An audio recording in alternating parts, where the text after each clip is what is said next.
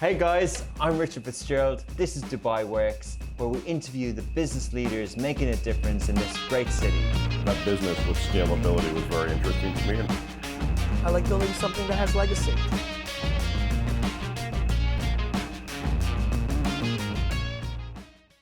Good morning and welcome back to another episode of Dubai Works Business Podcast. Today we're talking all things cloud kitchen with Kitch. We're joined by the CEO, Walid Hajj, an award-winning entrepreneur with more than 2 decades of hands-on expertise in the F&B related businesses. Walid co-founded Kitch in 2020, so last year, further revolutionizing the kitchen in the cloud concept. So Kitch, for you, those of you who don't know yet, is a hybrid delivery-focused cloud kitchen and premium storefront operator. They take digitalization and fast execution of F&B concepts to a new level. Their tech-integrated delivery-only kitchens offers operators state-of-the-art avenues to test new markets or scale their food delivery and customer reach with minimal investment. So really interesting concept that we'll dip into. And we'll talk about on the show today the story of Kitch, how it came about, the whole kind of industry around kitchen in the clouds, in the industry, and then what does the future look like post-COVID? Welcome, Walid. Thanks for coming. Thank you. Appreciate it. How are you getting on? How have you coped with the pandemic? Well, we actually founded the company in the middle of the pandemic. So the idea of Kitch came about in January this year. Last year, 2020. 2020, yeah, sorry, 2020. And so basically, we wanted to start, look at the trends and see what's going on. And during the pandemic, during the lockdown, this idea actually became more and more attractive.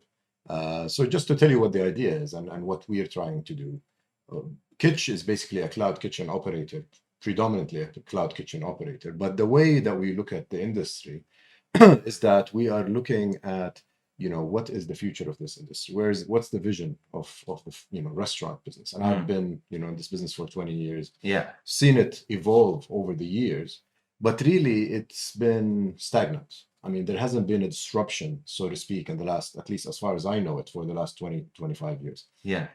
There has been trends up and down, but nothing really disruptive. Until about 4 or 5 years ago, with the introduction of technology and the integration of technology into the business.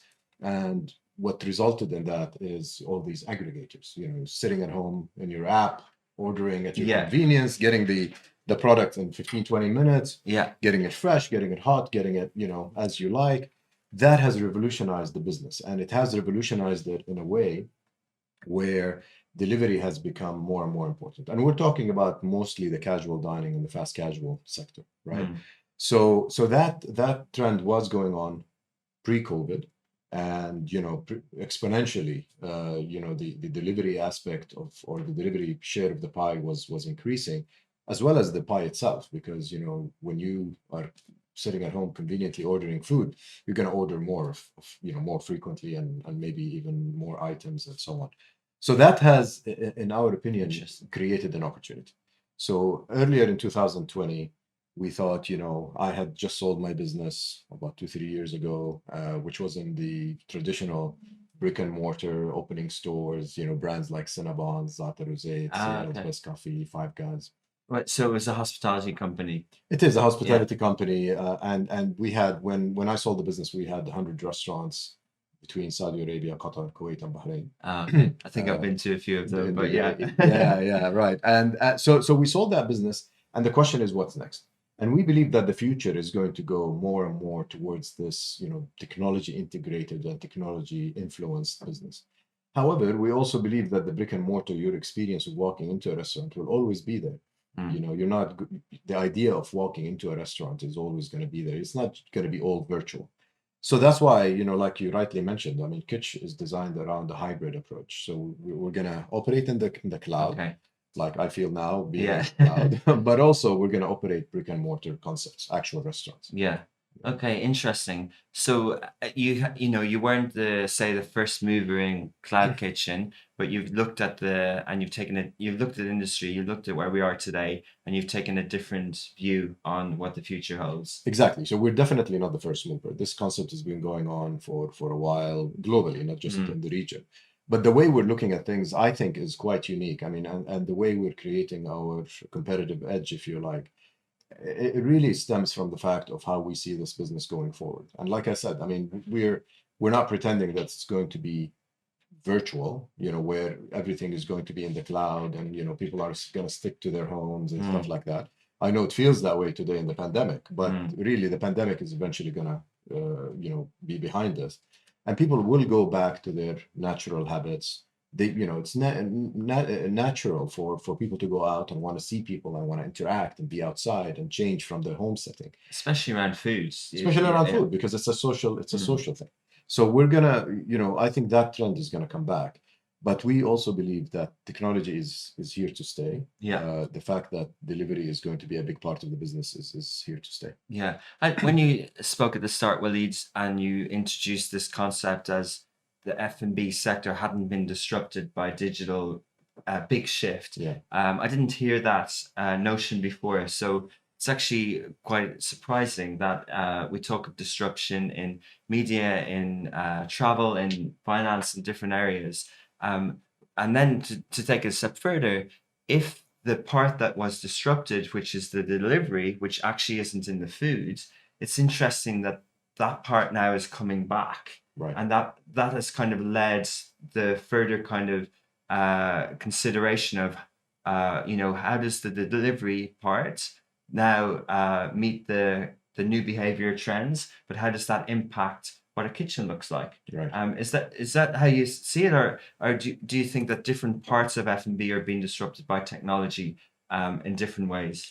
So technology has been introduced into the F&B sector, into the restaurant sector in specific, for a very long time. I mean, automation in the back of the house, ability to govern your CRM and manage your customer relations and all this. The technology has always been there. However, to me, when I say disruption, it's more than it's more than just getting a system into the place or having automation. It's really disruptive in the way that it changed consumer behavior. Yeah. And I think Steve Jobs once said that don't ask customers what they want. They don't know what they want. We'll tell them what they want. And this technology aspect, and particularly the delivery aggregators, have really sort of imposed, if you like, this disruption and imposed this major change and shift, in the sense that the aggregators came in and said, you want more delivery. You are going to take more delivery and be frequent in the delivery. And as a result, we're offering you this technology. So, and as a result, customers and restaurants and so on will come on board. Yeah. And that's what we've seen.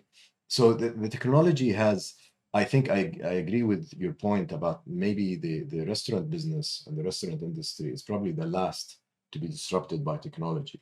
But I think until that time, technology was playing a role, but we didn't know what, how do we take technology and disrupt the industry until the aggregators came. You have to give them full credit. And I was one of those people, in the traditional business who resisted these aggregators because from a financial perspective, we don't want to share our margins with anyone, I mean, and it's a major share. So for us, that was the tough part as an operator. However, really, and until today, a lot of people look at this as a threat. The aggregators being, taking a big part of the portion of your margins. But really, when you think about it, it's an opportunity because, if I always keep saying that restaurants can actually benefit from this trend by growing faster. Today, you do not, if you cover, let's say, JLT in a restaurant with a restaurant, if you're a restaurant operator and you cover JLT in an area in Dubai, if you want to go somewhere else, traditionally what you have to do is go and build a brick and mortar business, spend a lot of money and wait a long period of time. Today, you don't have to do that. You go to a cloud kitchen operator, you plug in immediately, and within a week you're up and running. And anyway, most of your business was going to be delivery, so you don't need that storefront. You don't need that customer facing, presence. Yeah. And that is an opportunity. I mean, True. yes, it is. If you look at the financials and say today I'm paying X% to an aggregator, and that is hurting my bottom line, it's true. But if you look at the big picture, it's an opportunity for growth. Interesting. Yeah, we'll talk a little bit about that because you do hear the resistance. You still hear it. I was watching a segment on a famous delicatessen in New York, Katz. You know the one, yeah. And they talked now after the pandemic, and they said they want delivery, and even still they're resisting. Yes. And I thought, I kind of tried to compare it to media, and we see what's happening with media with Facebook and Google in Australia. And the ones that embraced it, like say New York Times, embraced Facebook, but Yes. did a metered paywall. And they are actually the 10th biggest brand in the world advertiser on Facebook. And they've also by far the most subscribers in the world on their paywall because they treat it as utility. Right. And, I don't understand the F&B industry, but if, like you described it as an opportunity, apples for apples, the margin, it's tough. Yes. It must be tough. Yes. But do you think the ones that like you have done that do bricks and mortar with this new utility can prosper? I think exactly right. I think this is the right combination. This is the right mix between the two. And I'd like to tell you a funny story if you allow me. I mean, I worked on the Five Guys franchise from the United States for a very long time. And then in 2016, we managed to get the franchise. We opened stores and so on. And I remember after we signed our franchise deal, and Five Guys is one of those very specialized companies. They only have burgers and fries. That's it. And they everything they do is focused on that. Yeah. I sorry to interrupt, but I remember listening to How I Built This Five Guys. Yes, I love that series with Jim Morrell. Jerry Morrell. Yeah, our guy Raz does How I Built This. Right. But they actually said that it's interesting you did Five Guys because their first franchise, the second store, only came after 17 years. Yes, exactly. It's fascinating. But exactly. So and it's funny because that guy who was on the show, Jerry Morrell, he's the founder of the company. He's the father of the Five Guys, his kids. Yeah. But when after we signed, I went to him in their office in Virginia, and we're doing a tour and we're talking and stuff. And he said, and he's a very, very interesting character. I learned so much from him. And he asked me a trick question, and at that time I didn't know him well, so I didn't know he tricked people, but he does. And he said, "Walid, what do you think of delivery?" And we're talking about 2016, 15, 16. I said, "Listen, I mean, I believe in delivery. I think it's the future. Our communities love it, and I think we should definitely embrace it, and so on." And he goes, "Yeah." And he listened to me for like 2 minutes, and then he said, "Well, Five Guys doesn't deliver, and we'll never deliver." And I was like, "Okay." And he said, "But let me tell you a story." And I said, "Okay." He said, "When we first opened our first store in Alexandria, Virginia, they opened it right next to the Pentagon. It's close to the Pentagon. It's a small hole in the wall. That was the first store. Amazing burgers, amazing reviews, line out the door." And then he said, "I'm sitting in a store one day and I get a call. And the call's, from someone from the Pentagon." I picked up the phone. I said, "Good afternoon. This is Five Guys." And the other line went, "Yes, hi, this is Admiral so-and-so from the Pentagon." I said, "Yes, sir."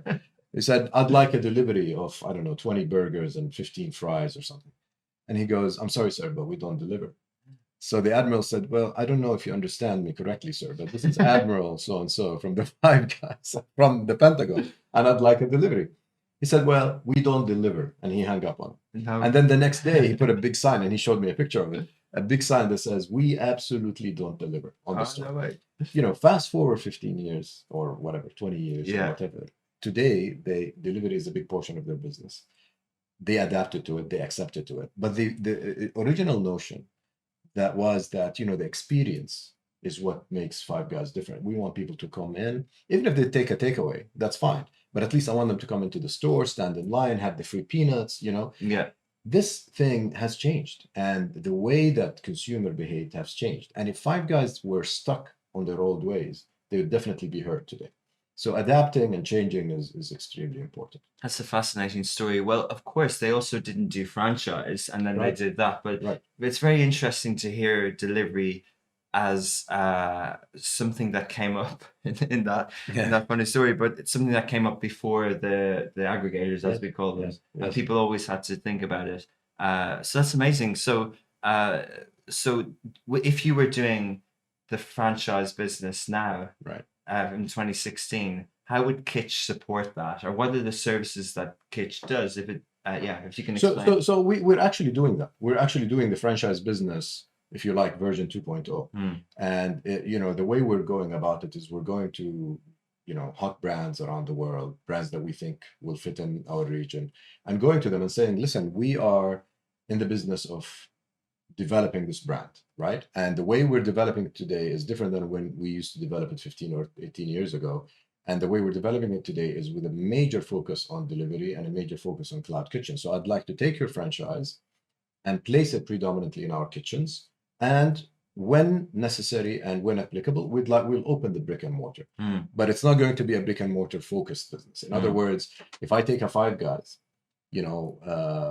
whatever, 10 years ago when we signed the franchise, it was a 40 store deal in Saudi Arabia, for example, right? Okay. Today we're saying, if I do a similar deal, I would say, no, it's a 3-store deal, physical store deal, and maybe 100 cloud kitchen deal. Wow. Because the penetration and the speed that I can, penetrate the market through the cloud kitchen is much easier than penetrating, and much cheaper than penetrating through actually building stores. And this is really, and at the end, you're going to build a store which is going to have 60% delivery anyway. So why spend all that money, and why have that huge OPEX, operational expenses, and so on, while you can quickly penetrate the market in other ways? And could the store come at the same time in some cases? Yes, we're doing that actually.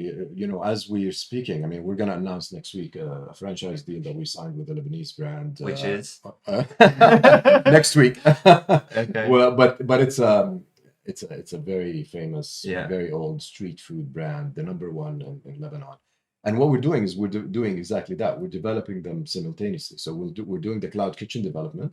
So we're putting them in our kitchens, but at the same time, we're opening an actual physical store, actually very close to where we are here. Interesting. So I heard about this in terms of a similar story that you mentioned about the deals per store per country, that big brands, big multinational franchise companies are changing their entry to markets now. Yes. Instead of, say, 500 stores in India, they're doing, this sort of analogy. Walid, does that lend itself to different types of brands?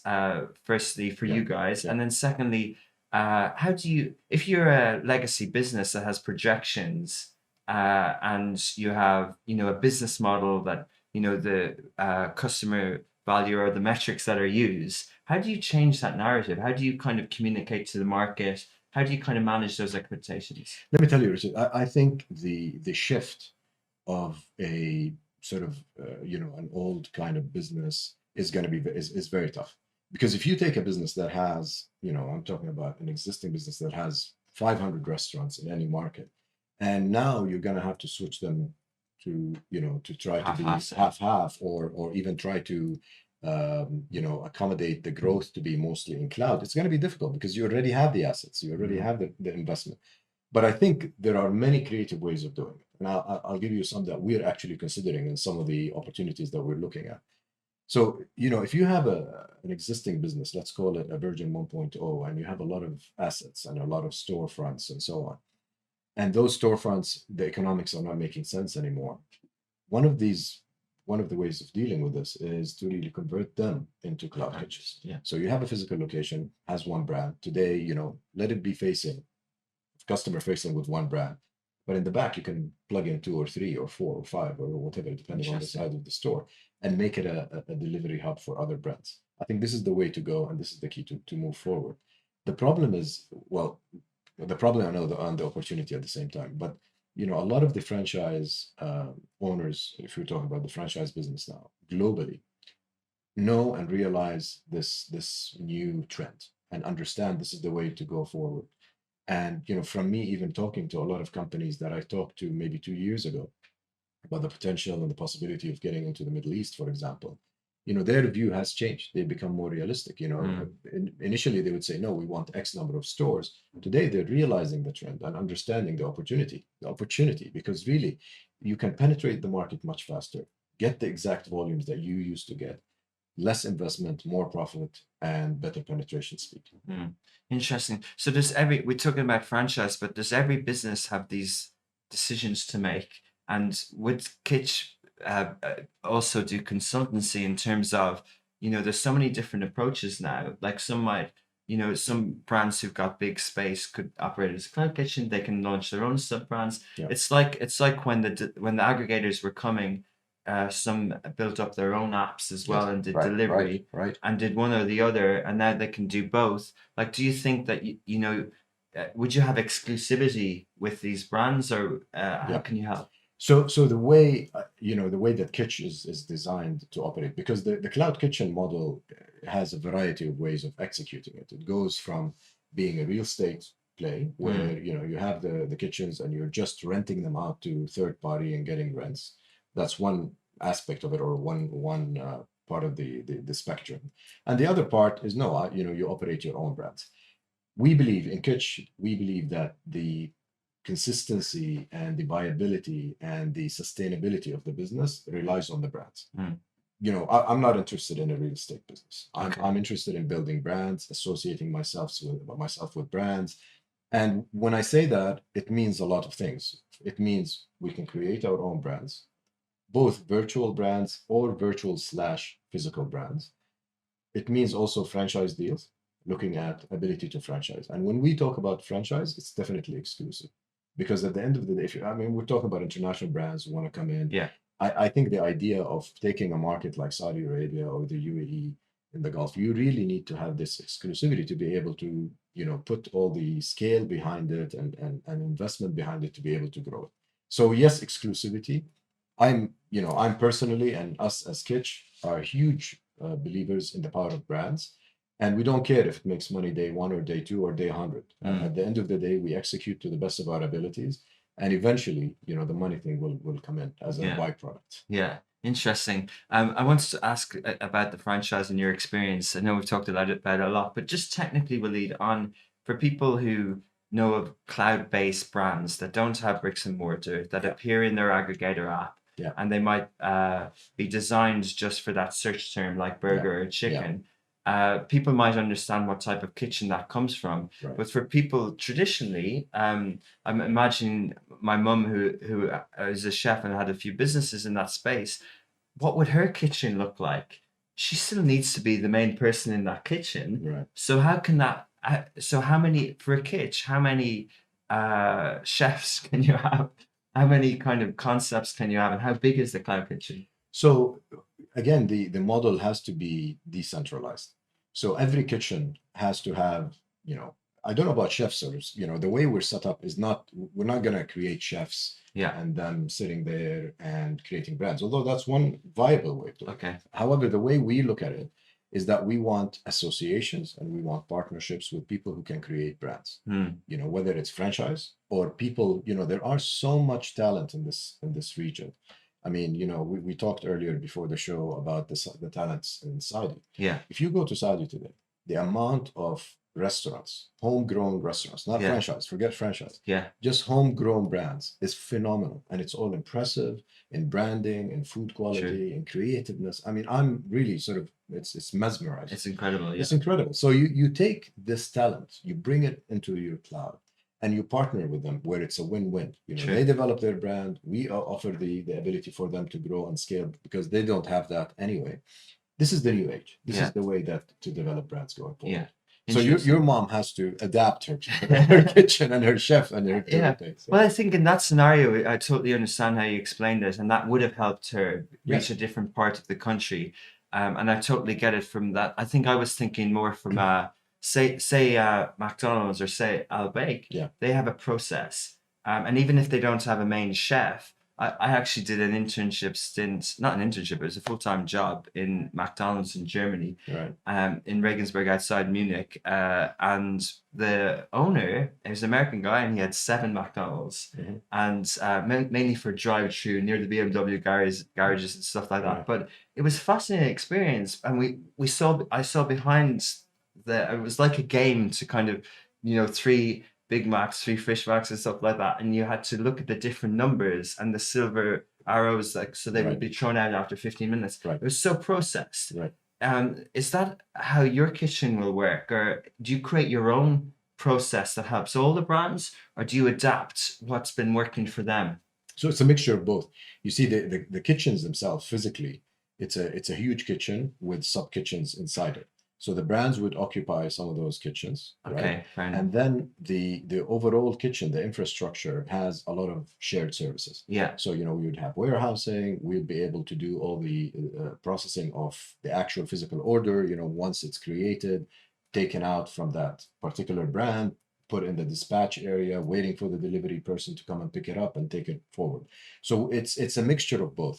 But I strongly believe, because this, you know, I've also, we have a business in Saudi Arabia that deals with McDonald's on the distribution side. Yeah. And I've done a lot of training in McDonald's. They're an absolute school. You know, you learn so much from them. Yeah. And there is a lot of value in systemizing and you know, making structures in place. And we have to have that. And this is again where technology comes in. You know, Okay. how does it help you?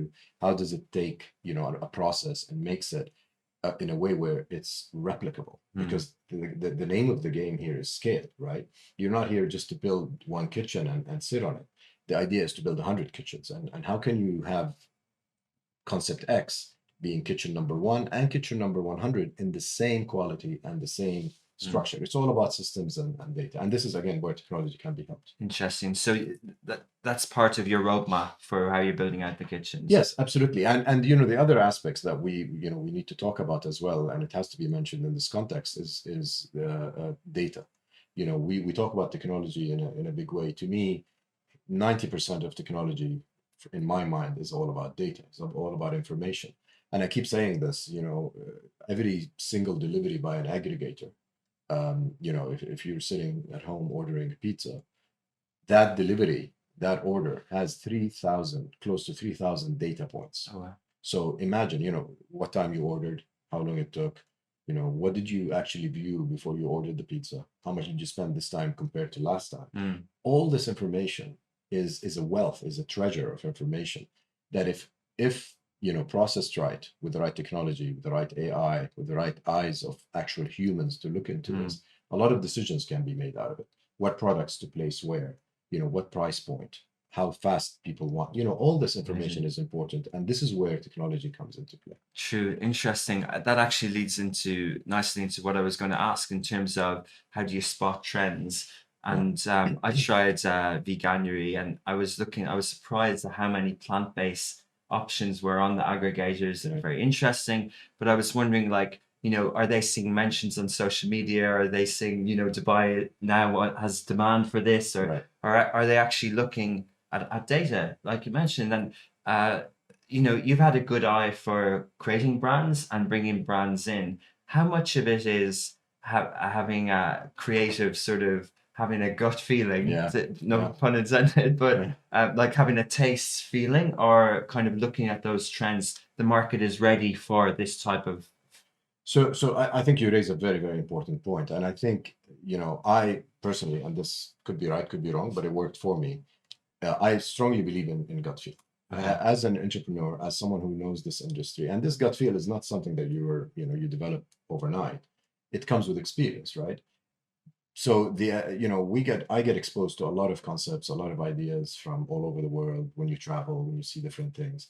And when you see something, you know, your gut will tell you from experience, this will work in our region or not. Yeah. But we have to like it. I have to like it as a consumer first and foremost. So that's definitely a very important aspect of choosing brands. The other thing is, you know, we talked again about data. You know, I mean, what is the data telling you? We are going to drive everything that we do with data. But again, consumers don't always tell you what they want, let alone they don't even know what they want. Yeah. So this is where creativity and also risk taking.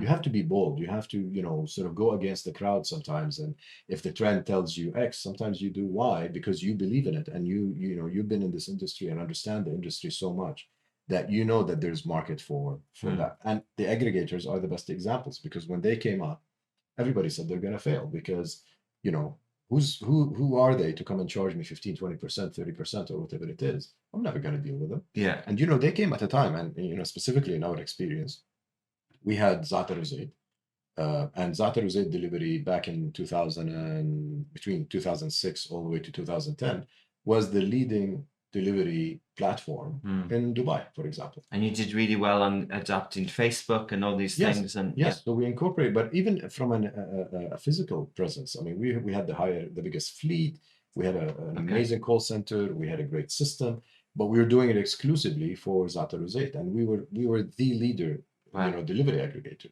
delivery platform. But of course, it wasn't our intention. I mean, it was a support service. Yeah. So at A that cost time, center, yeah. yeah, it's a center. So at the end of the day, the aggregators came in and said, we're going to do this service for you, but we're going to charge you 25%. And we say, no, you're not. We're not going to work with you. So this resistance. Mm. But from the perspective of the aggregators and their founders and the people behind it, is a perfect example of how you believe in something, you see it, you go after it, and you get it through, because they've proven themselves and they've taken over the world, really. Yeah, and a lot of them executed well. Yes. Like that's really important when you're either growing one concept or a franchise. Is the execution, how important is it? Do you have any principles that you follow, or how do you scale? It's funny you say that, because we just finalized our guiding principles Okay. of Kitch yesterday, and execution and we call it excellence in execution is at the core of that. Mm. We believe in execution as the success factor, first and foremost, first and last. Mm. You have to execute to the best of your abilities, and this is again going back to talking about the cloud kitchen industry, and the fact that yes, we're not the only players, but there are so many. Mm.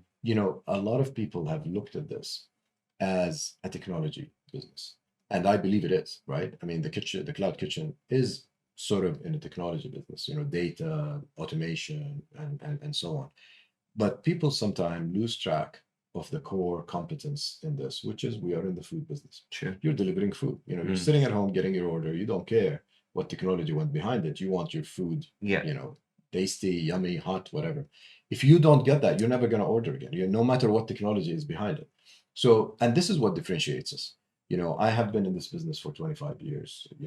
I've developed brands, I've developed restaurants, and the team around me is all about food. Mm. Yes, technology is at the core of it, and yes, technology. If you say you're in the technology business, you immediately imply higher valuations and better metrics valuations.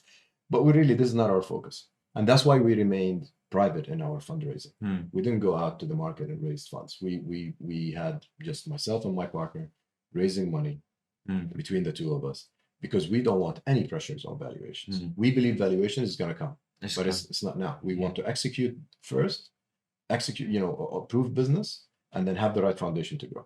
Yeah, interesting. So yeah, you might be a horizontal, and then with food and technology, you can create your own narrative around the valuation, Right. and you can do it in that way.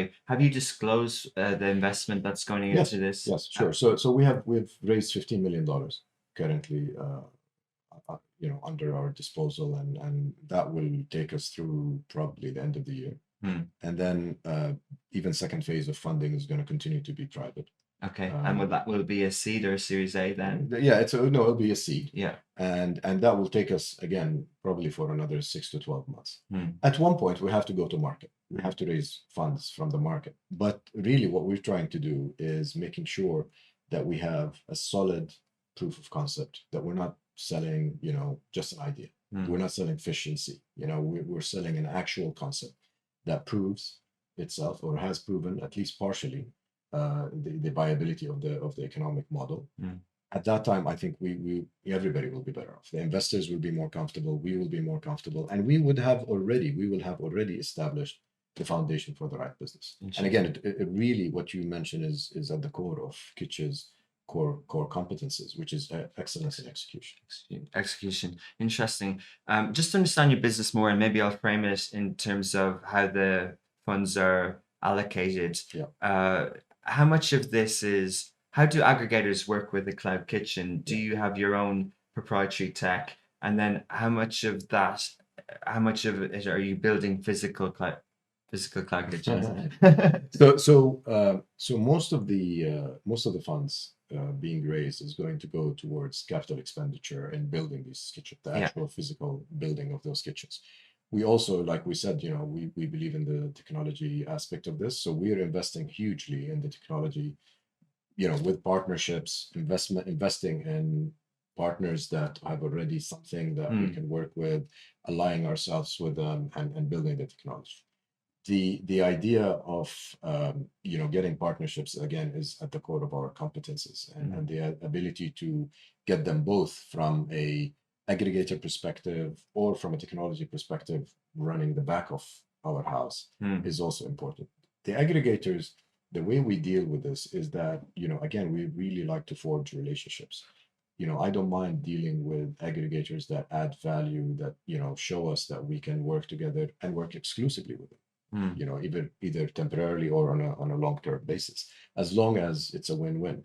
And I think, given the sort of the environment that we're living in today in terms of the aggregators, competition and stuff like that, and also the expansion. I mean, just drive today on any road in Dubai and you can see all these aggregator delivery guys going all over. I mean, it's massive, right? True. So we want, aligning yourself and making partnerships, I think is also very important.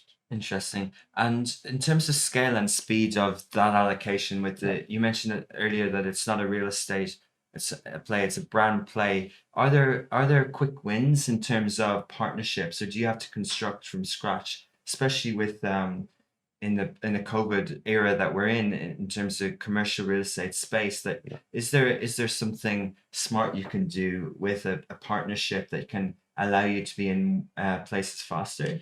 Yeah, and this is exactly actually what I did, because I've partnered in Saudi Arabia with a major real estate player. So my partner Fahad Al-Hakir, who's a great friend as well, but they are a major player in the real estate.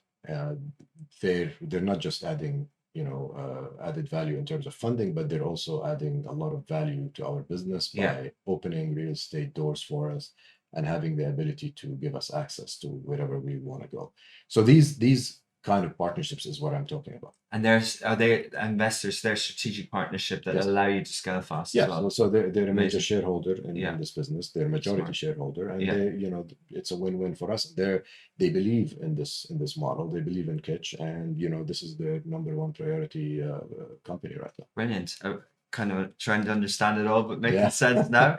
And before we talk about the future, I just want to go back to the sort of gut feeling and picking brands, because I think consumers will be quite excited about that. A lot of people, make comments of the trend is going to reach here at a certain phase. It starts here, say in the US. And what's your view on that? I've just given an example. I remember barbecue, like chicken wings and barbecue places in London. And when I was in Dublin, we didn't have, I was 25, Ali, and I'd never had I'm talking to a producer, I never had a burrito, right? And I'll tell you a funny story, Walid. I moved to London, I think it was, 2010. So I was 27, moved to London, and I'd never had a burrito, and I was working in a social media agency. And we went to a Twitter festival, and I won a year's supply of Chilango's burritos. Okay. I never had a burrito. And I met Eric Partaker, kind of a charismatic American Norwegian guy, and met him in a bar with his kid and his marketing lady. And they gave me a bag full of 365 vouchers for the whole year. For the whole year. And these were, I think they were £8 sterling, £8 or £9 sterling, so $10 or $12, probably in weight as well. And I went, and he wrote out a recipe, and I went up and I ordered a burrito, and I was in a social media agency, and I tweeted out, people were saying, can I be your best friend, burrito boy? And then I was DMing. You became popular all of a sudden. And I was DMing some girls, say, well, if you want some vouchers, let's go for a date. And I walked down Shoreditch, Brick Lane, and they were selling these Mexican masks. And I bought one of them, Nacho Libre, and I put up a website, 52burritodates.com. And every week on Wednesday for 52 weeks, I dated a different burrito babe, and he supported it, and he gave we had a burrito babe party. They made t-shirts. That's fantastic. It was Chilango, so it was amazing. But and they pushed it out, and it was a burrito story, right? But I never had burritos, and it just reminded me of, like, that was a trend, right? That was a thing. And I was wondering, why don't they open here? Why don't they open Chilango here? yeah. Anyway, but Great story, back to the podcast. But that was my exposure to kind of trends that Yeah. are big in one market, not in another. And Yeah. why do you think that happens? Why do you think that might be big in London and not here, for example? So, in the past, there are different tastes, different consumer behavior and habits, and they differ from country to country.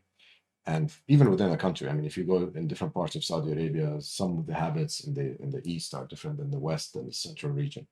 But more and more, from my experience, more and more, you're seeing this convergence of habits and ways of consuming, in our industry, consuming food and taste of food from all over the world.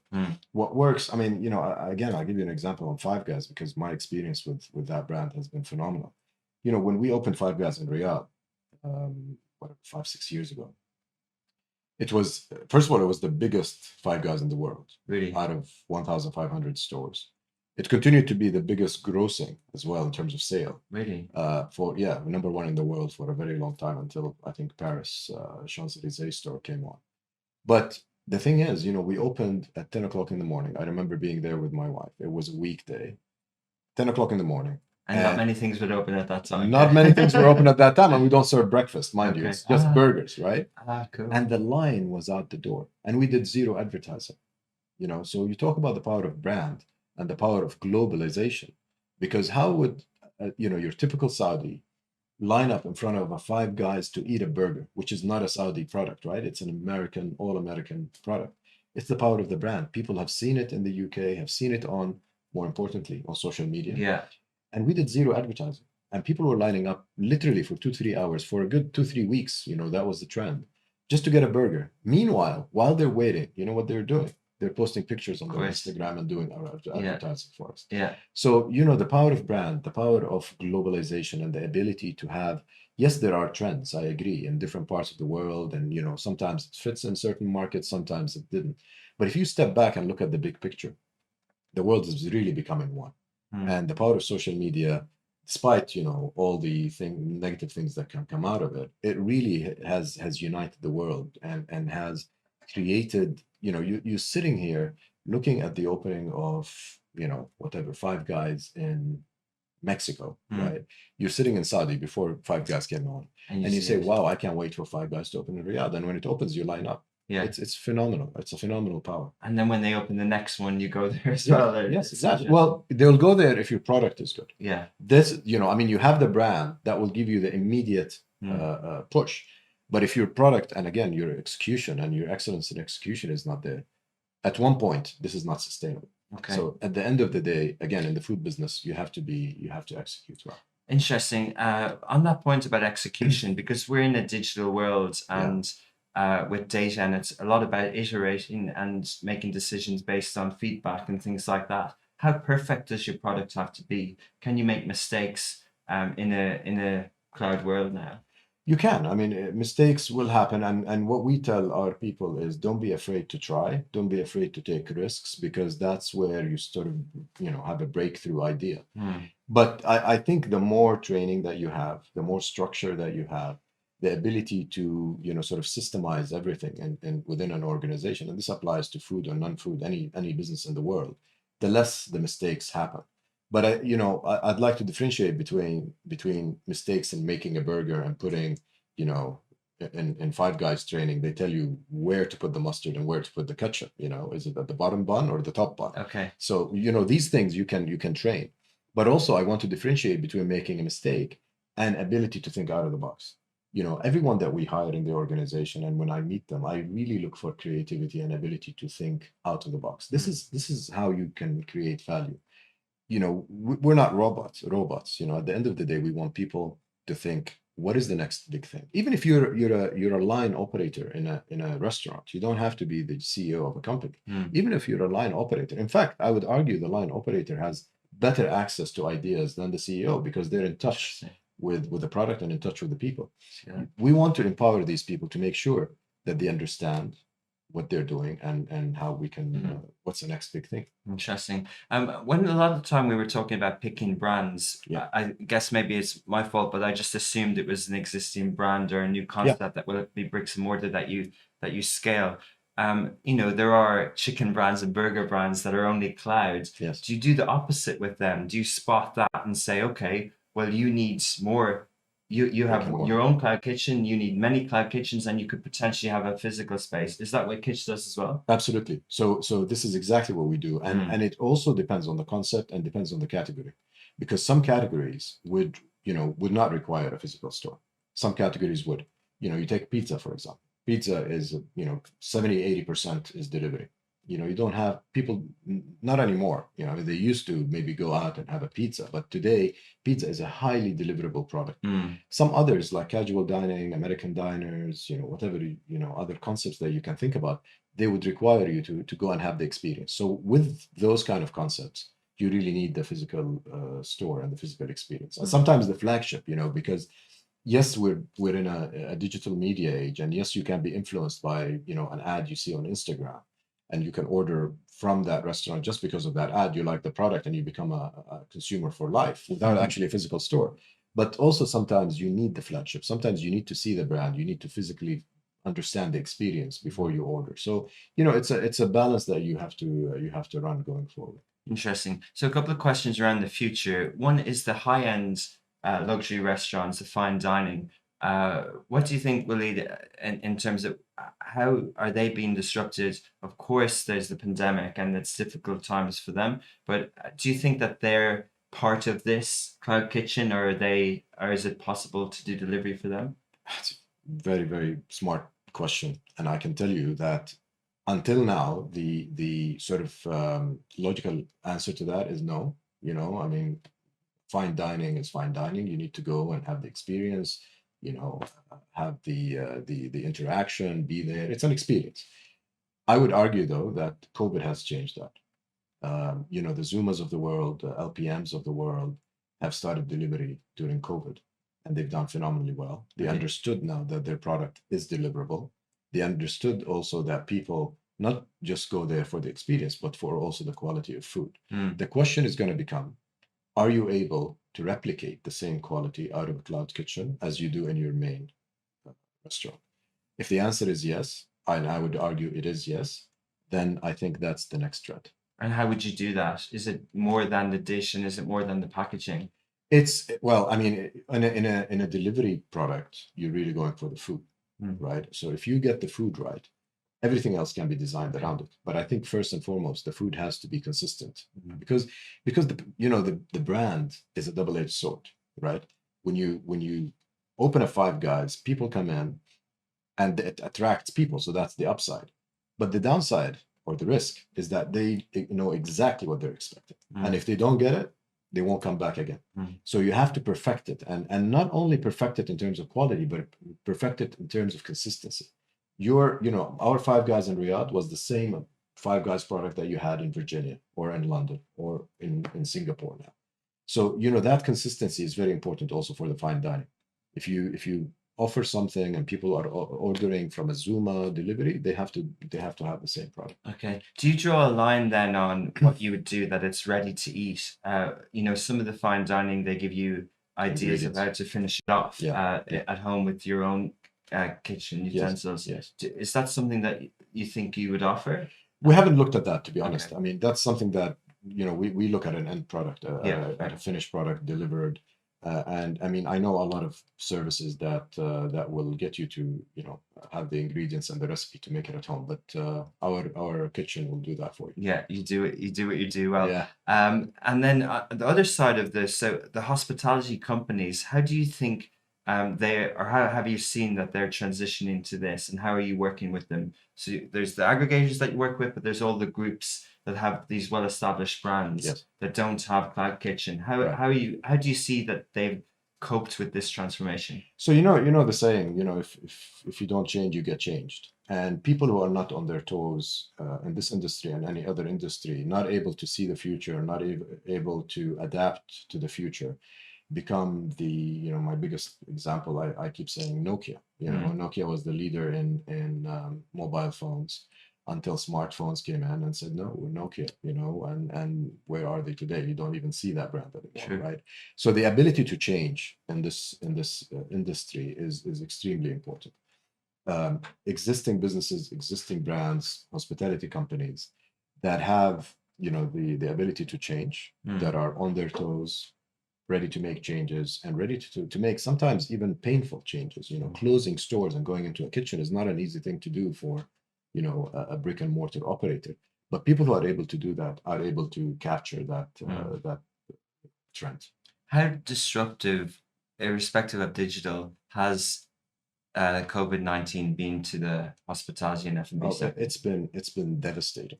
It's been devastating. I mean, you look at restaurants that have closed down, concepts, not just in this region. I mean, actually more in the US. I think the, Open Table has issued a statistics that said or expected 4 out of 10 restaurants in the US are going to close down. It's been devastating. But again, a lot of people, there are so many success stories on how people adapted to this way, switching to kitchen, building the delivery aspect and just staying afloat until this thing is over, and then we can see what we can do. Yeah. I heard something in the US that one person had a kind of a bullish view of when the vaccines roll out, that the hospitality sector jobs can return. Right. And the counter argument was if the restaurants are there, because they're closing down. Yes. Do you think that the jobs will return and that there will be kind of a return to a healthy industry for F&B? I think it will rebound. I think the hospitality and travel businesses sectors have been hit the most in COVID globally. I think also that they will be the first to rebound because people are sick and tired of sitting at home. They want to travel and they want to go out and eat Sure. out. So I think they'll recover fast. However, the impact has been, until today, has been very, very devastating. We talked earlier about, COVID being very harsh on livelihoods as much as lives. I mean, unfortunately, a lot of people lost their lives, but a lot of people also lost their livelihoods, and which is devastating also. And hopefully things will bounce back quickly. True. Yeah, exactly. Hopefully. Final question around this region and as emerging market. Yeah. Walid, you've been a successful entrepreneur in this region. You know it very well. And you put your capital and your energy back into the region. Yeah. What's the bullish case outside of your industry for the region as an emerging market? Well, listen, I'll just tell you one statistic, which is this is a very young and vibrant region. In Saudi Arabia, I think 60% of the population is under the age of 30. So, and that explains all this creativity that we talked about earlier. So I'm betting on that. I'm betting on, I'm betting also on Saudi 2.0. Again, I'm attached to Saudi Arabia. I lived there all my life. And I can tell you the changes I've seen there are just very, very exciting. There's a major transformation that's happening, and consumers are hungry, so to speak. No pun intended, but hungry for new ideas. True. And hungry to catch up with the world. Yeah. Brilliant note to finish on. Thanks so much for your time today. Pleasure. Thank you, And Richard. we look forward to following the Kitch journey. Thank you. Hey guys, I'm Richard Fitzgerald. This is Dubai Works, where we interview the business leaders making a difference in this great city. That business with scalability was very interesting to me. I like building something that has legacy.